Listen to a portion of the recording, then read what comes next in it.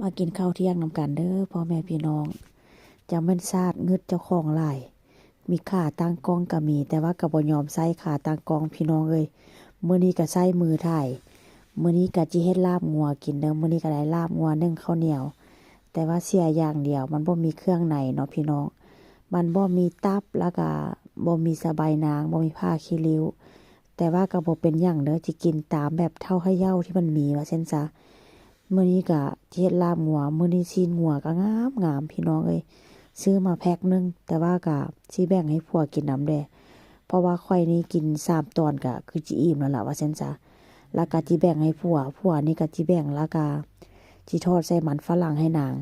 เพราะว่าผัวนี่ค่อนข้างจะกินแบบว่ากินบ่คือข้อยว่าซั่นซะพี่น้องแล้วส่วนผสมนี่ก็บ่มีหยังหลายเด้อส่วนผสมนี่เรามีกระเทียมมีบักเผ็ดดิบ แล้วก็บักเผ็ดดิบนี่เห็นสีบักโมกนี้มันบ่ได้ตกโมกมันบ่ได้เป็นโมกเด้อพี่น้องมันบ่ได้ขึ้นลงขึ้นหลาเด้อเอามาจากตู้แช่แข็ง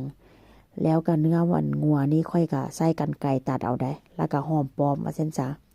มื้อนี้ก่อนอื่นสิเฮ็ดอันลาบนี่ก็เฮ็ดค่อนข้างแตกต่างได้พี่น้องจิค้างหม้อกระทะแล้วก็ใส่น้ำมันเพราะว่าหยังค่อยจิผัดเอาค่อยบ่มีอันแบบที่ว่า บ่มีเพียบ่มีบีว่าซั่นซะแต่ว่าก็เลยผัดใส่น้ำมันเอาพี่น้องผัดใส่กระเทียมนี่ก็หอมแล้วล่ะหอมแล้วก็แซ่บพร้อมเด้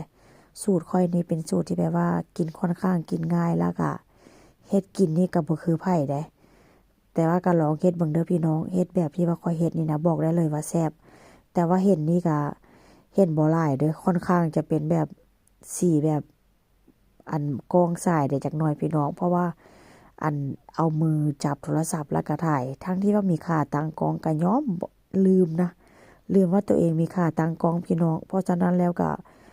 มือข้างนึงก็ผัดเนื้อไปมือข้างนึงก็ถ่ายวิดีโอไปว่าซั่นซะจังแม่นซาดถ่ายแล้วจะค่อยมาคิดพอว่าตัวเองมีขาตั้งกล้อง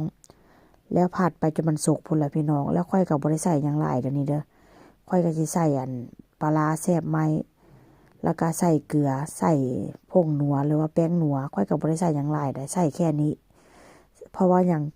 เพราะว่าก็คือว่าหั่นแหละค่อยกินอาหารเช้าเด้เนาะค่อยก็บ่อยากกินแบบว่ารสจัดหลายหันน่ะว่าซั่นซะแต่ว่าส่วนหลายเด้อพี่น้องบางคนที่อาจจะกินแบบว่ากินดิบแต่ว่าข้อยนี่เป็นคนที่แบบว่าบ่ค่อยกินเนื้อดิบพวกปลาดงปลาดิบพี่น้องเป็นคนที่แบบว่าบ่มักปานใดบ่มักมาตั้งแต่ใดว่าซั่นซะเพราะว่าหยังกินไปแล้วรู้สึกว่า มันขาวอะนะพี่น้องค่อยกินบ่ได้แท้ๆเด้แต่ว่าถ้าหากว่าผู้ใดมักก็แล้วแต่เขาเจ้าว่าซั่นซะพี่น้องกับข้าวกับน้ำต่างคนต่างกินก็มักบ่คือ